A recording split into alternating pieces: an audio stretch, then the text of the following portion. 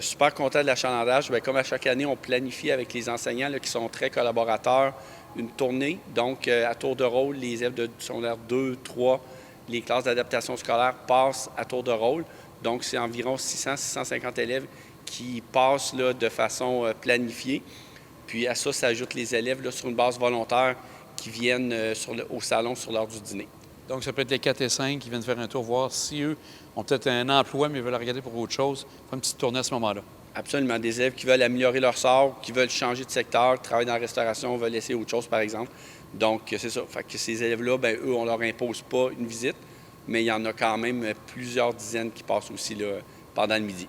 Pour les secondaires 2, secondaires 3 qui doivent justement, pendant une période de cours, qui quittent pour venir faire un tour, voir les exposants, est-ce qu'eux sont comme libérés pour la période en question ou c'est une partie de la période à ce moment-là?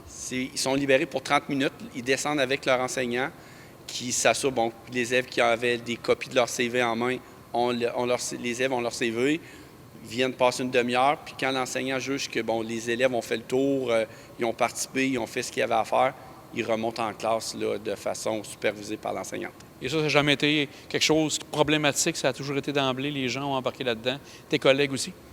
Une super équipe à l'École Mont-Sainte-Anne, les enseignants collaborent, là, il n'y a pas de chichi, tout le monde embarque, c'est vraiment un beau projet. Puis sans évidemment la collaboration des enseignants, bien, ça serait pas mal plus difficile à faire fonctionner.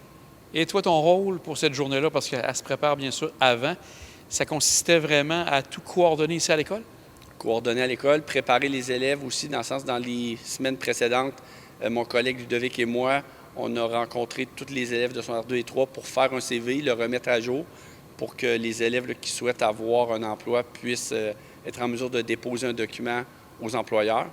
Donc ça, c'est dans les trucs en amont du salon. Puis évidemment, la journée même, bien là, c'est gérer, s'assurer que tout le monde est là à bonne place, que les groupes, ça roule là, dans le déroulement. Et la part de Marie-Julie Paradis au niveau d'Alliance Affaires et Dany Lévesque pour tout ce qui touche la démarche Agir et Vivre ensemble. Donc, eux, c'était plus la partie peut-être animée, aussi amener les entrepreneurs à venir au kiosque à ce moment-là? Absolument. Bien, toute la promotion du salon auprès des employeurs, ce sont vraiment nos collaborateurs qui l'ont fait. Donc, là, une fois, c'est eux qui ouvraient la porte de l'école, si je peux me permettre. Puis une fois que les employeurs avaient donné leur nom et tout, là, je prenais le relais pour les accompagner, s'assurer qu'ils ne manquent de rien lors de l'événement. Avec le succès encore de cette année, on peut prétendre à une autre édition l'an prochain? Absolument. Si tout va bien, ça fait 3 belles années, on ne compte pas changer ça. Puis généralement, les gens, ils retrouvent un emploi. De ce qu'on voit, le marché est peut-être un peu plus difficile dernièrement, mais il y a encore quand même pas mal de jeunes qui ont un emploi durant l'été. Oui, effectivement, il y a beaucoup de jeunes qui travaillent.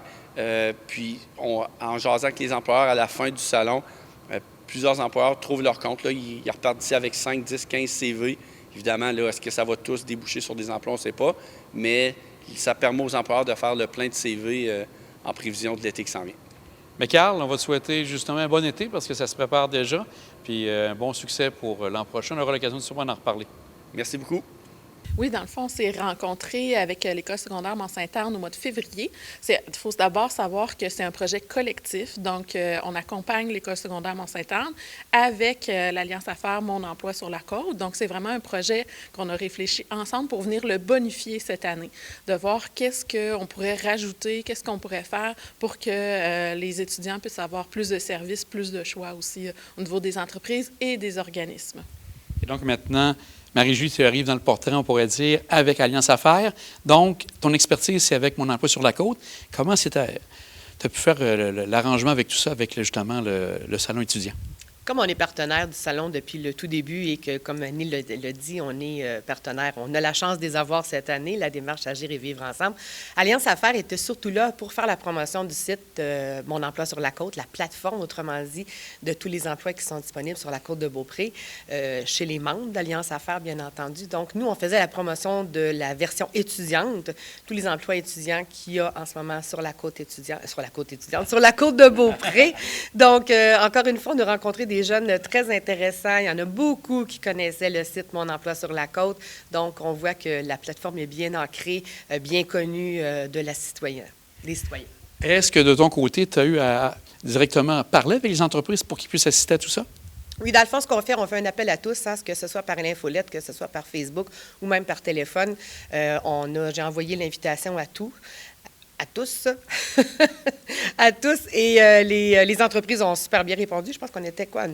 21 entreprises qui étaient là sur place et organismes, bien entendu.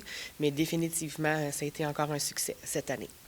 Aussi, ce qui était particulier, il y avait un panneau où on avait tout près de votre kiosque à vous deux, où les jeunes indiquaient les besoins qu'il y avait sur la côte de Beaupré. Je pense que c'était un bon succès parce que quand je suis passé, le panneau était tout plein d'idées. De bonnes idées qui ont été sorties de ça?